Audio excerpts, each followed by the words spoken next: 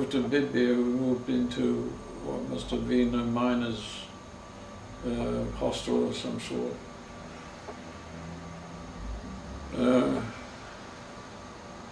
None of the places were fit for habitation, I think, with the correct terminology. I might just hold you at that point. Now, this is just to orient that Jim arrived by vessel at Moji, and then he doesn't recall the precise details of how he went further north in Japan, but right up to that northern island, Hakodate and Bibai, next one over there, they are the camps that he was in due course. Thank you. Thank you for allowing us to do that little break to demonstrate on the map where you had been. When you were in this northern part of Japan, did you have any contact with any Aussies in that area? We had two, if I remember rightly, Australians amongst the batch that I came up with, which I found out later in the camp. They were unique characters in actual fact. They tried to sell me on what a wonderful place Australia was half the time. But I had no dealing generally other than general discussions with them. Okay, who was the officer, the POW officer in charge of your camp? I think the senior officer was an American who was with us. Oh, well, that brings another story, another question. How many Americans did you have with you? Very, only a number of galley boys and all kinds of characters. I think we must have been the odd crowd of people. Yes. That were assembled together, because we had galley boys from ships and Air Force, and Estonians, we had Australians and British, we had Canadians. There were a motley of people that have been collected from the various islands, I think. Now, you've arrived up there maybe early in 1943 up there, and you've got another 2 years and 8 months before the war ends. What work did the Japanese force you to do in that period of time? Well, only working in the docks and a variety of menial tasks, and working in the coal mine. We did have parties which the sick people who worked in the vegetable garden in the camp to try and get some food.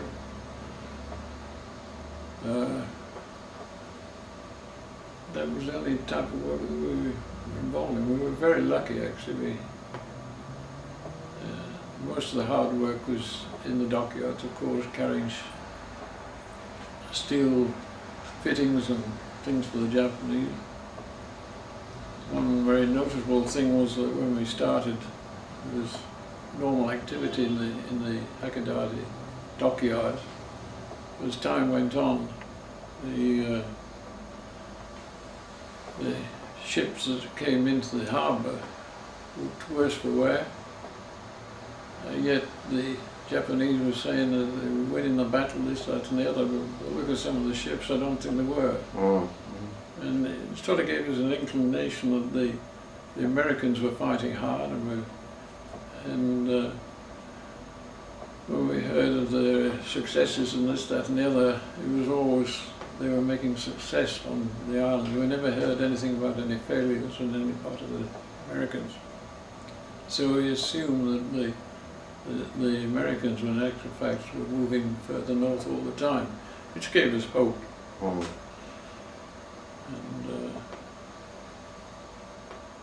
And I think we really knew that the Americans were on the move was when we started to see some B-29s overhead.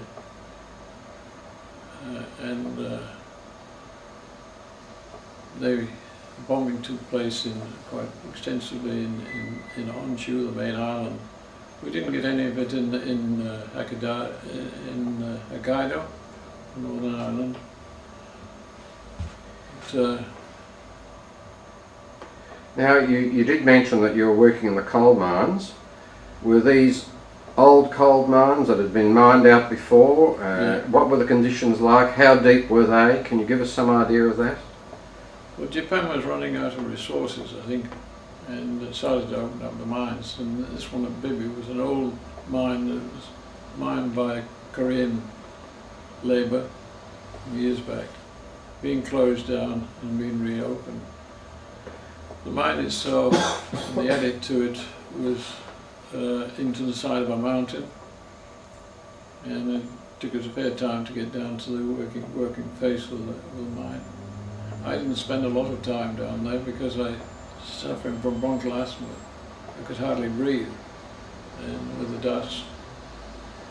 And initially I was on the coal face working, and but I managed with a sympathetic guard to get allocated to the conveyor belt, and where the conveyor belt changed direction, I was supposed to sit and make certain the coal didn't fall off and jam and so forth. So I was left on my own for quite a few days, sitting in the, watching the coal move along the conveyor belt, and with my own thoughts.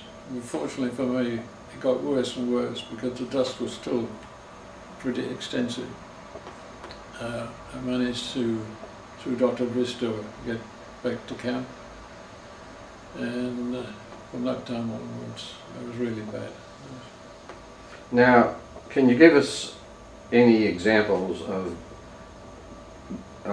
brutality or bad behaviour by the Japanese towards the prisoners of war?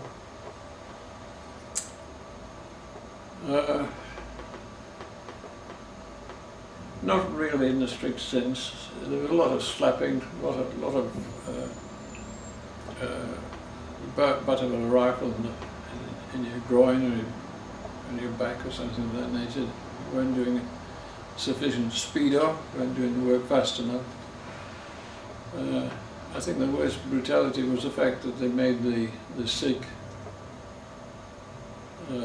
work, and they hadn't got the strength and the mental desire to continue working.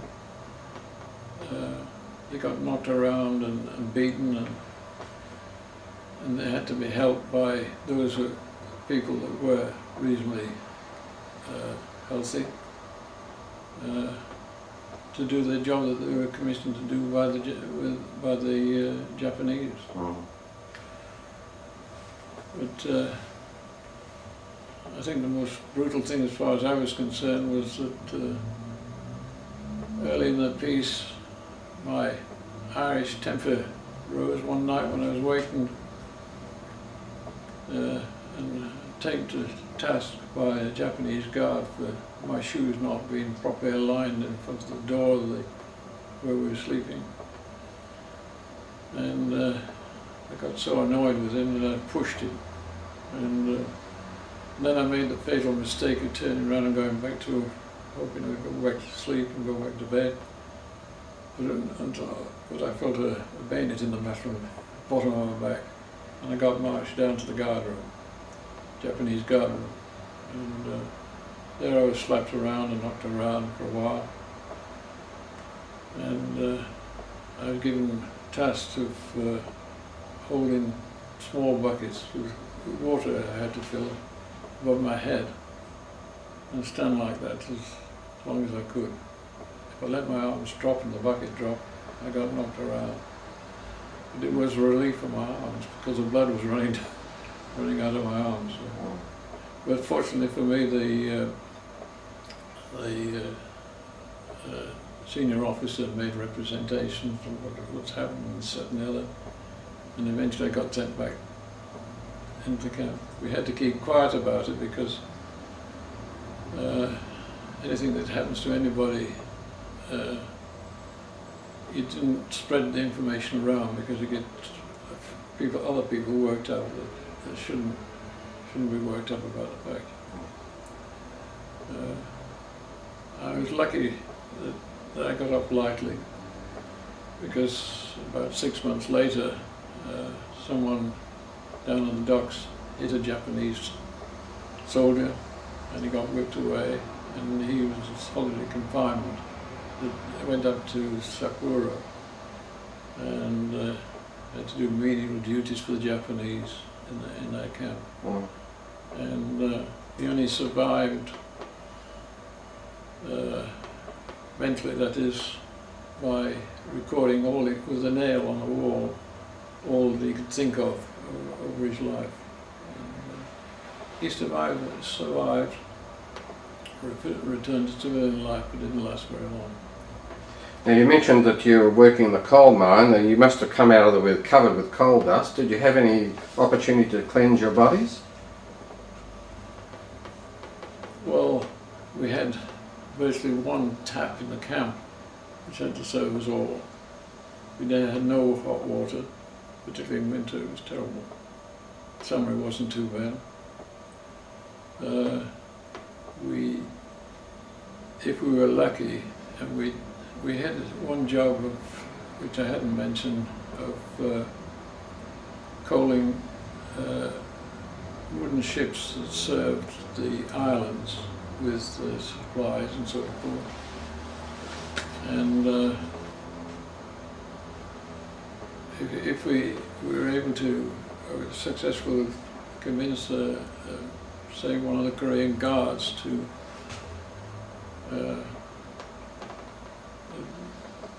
we did our job properly and in time and all the rest of it, that we could have a bathe in the sea.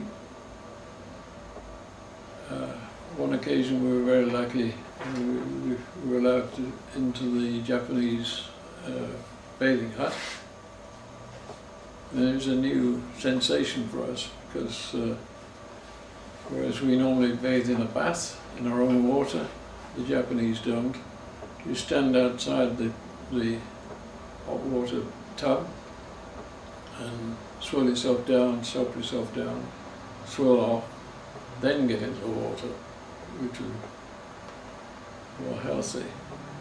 So we were lucky to get that occasion, because we were luxuriating in the pool after having washed ourselves, and the knockout whistle went, and in streamed the Japanese. The amazing thing we've suddenly found was that not all the Japanese were male, and they weren't concerned, and we were, because as young lads we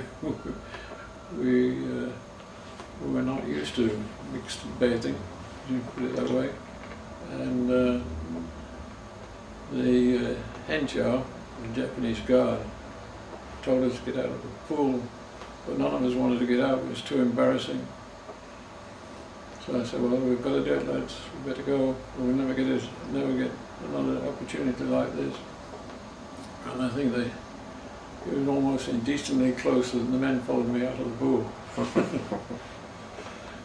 But that was a very rare opportunity that we had at the time. Yes. Now, in 1945, did you have a radio in your camp at all? No, not in Japan. No. Did you have any idea that the war was starting to turn against the Japanese? Only in the presence of the airplane, the B-29s overhead, and things from the Korean, particularly rather than the Japanese, to say war over, a worry, it was over. But we thought nothing of it really, because there wasn't anything positive, no bombing, or we were too far away from anything to get any indication whatsoever that the war might be over.